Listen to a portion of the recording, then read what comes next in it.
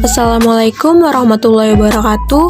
Perkenalkan, nama saya Cindy Asri Pratama, NPM 2021 14 500 521 dari kelas R2G Pendidikan Ekonomi.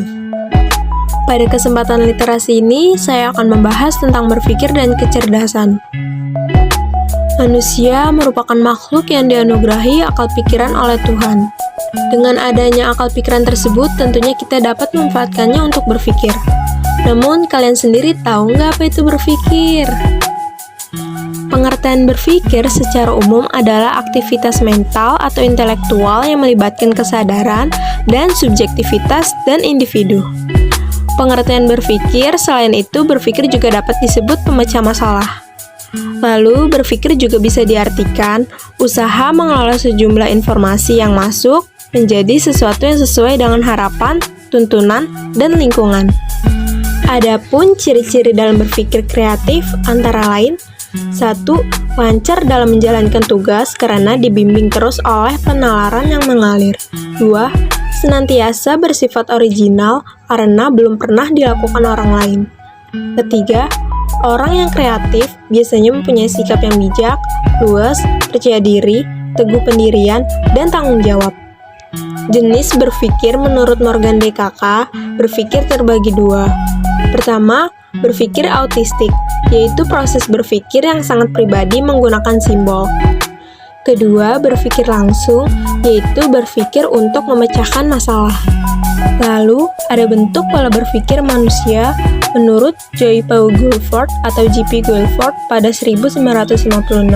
Pola pikir manusia terbagi dua, yaitu ada konvergen dan divergen. Pengertian konvergen itu sendiri yaitu proses berpikir untuk mencari solusi yang konkret. Pola pikir ini berfokus pada pencarian alternatif jawaban paling efektif dari setiap permasalahan yang ada. Cara berpikir konvergen adalah pola berpikir seseorang yang lebih dominan otak kiri, di mana seseorang didorong untuk menemukan jawaban yang benar atas suatu permasalahan. Namun, ada juga metode berpikir konvergen menggunakan otak kiri. Yang pertama, menggunakan akal dalam mencari jawaban. Kedua, mencari hubungan sebab dan akibat.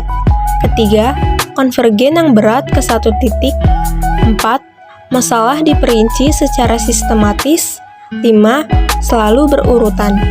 Kedua, pola pikir divergen, yaitu proses berpikir yang mengeksplorasi berbagai kemungkinan solusi untuk menghasilkan ide brilian dan kreatif. Pola pikir divergen ini cenderung lateral, tidak rasional, banyak gambar institusi atau seni. Cara berpikir divergen adalah pola pikir seseorang yang lebih dominan otak kanan, di mana seseorang otak kanan berpikir lateral, menyangkut pemikiran sekitar, atau yang menyimpang dari pusat persoalan. Karakter orang dengan pola pikir divergen umumnya spontan dalam menyampaikan ide dan tidak terikat dengan standar yang sudah ada. Mereka punya rasa ingin tahu yang tinggi, sehingga sering mencari ide-ide walau sudah ada solusi yang standar untuk memecahkan masalahnya.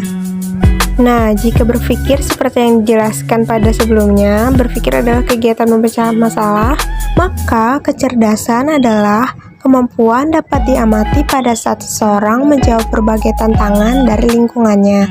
Singkatnya, kecerdasan adalah seseorang untuk memecahkan suatu masalah secara sederhana. Hasil kerja kecerdasan ada 3, yaitu 1. Kognitif, mengamati, mencerna, dan mencipta. 2. Perilaku konatif, yaitu berupa dorongan dari dalam individu. Contohnya, kemauan, motif, kehendak, dan nafsu.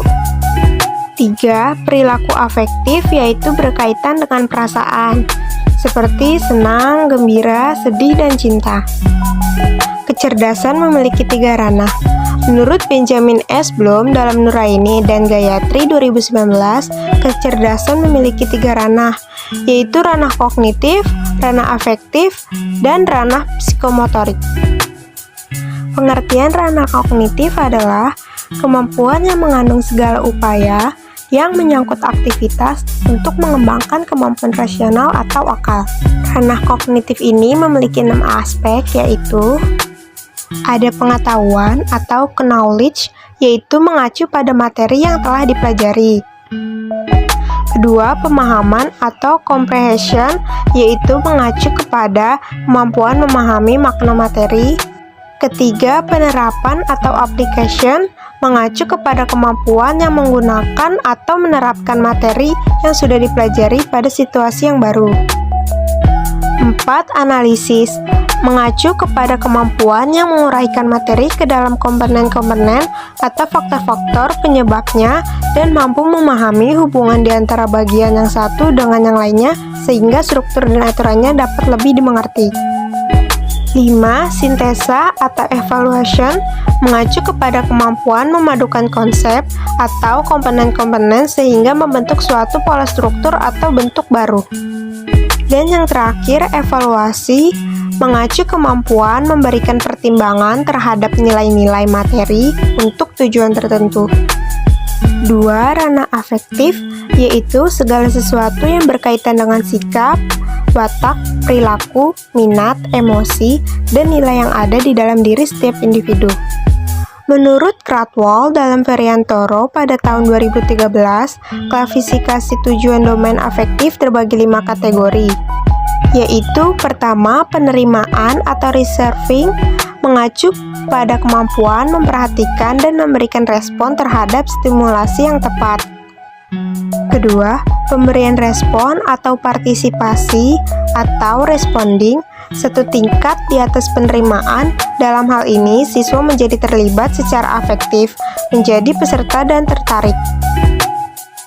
3. Penilaian atau penentuan sikap atau value, mengacu kepada nilai atau pentingnya kita menterikatkan diri pada objek atau kejadian tertentu dengan reaksi-reaksi seperti menerima, menolak, atau tidak menghiraukan.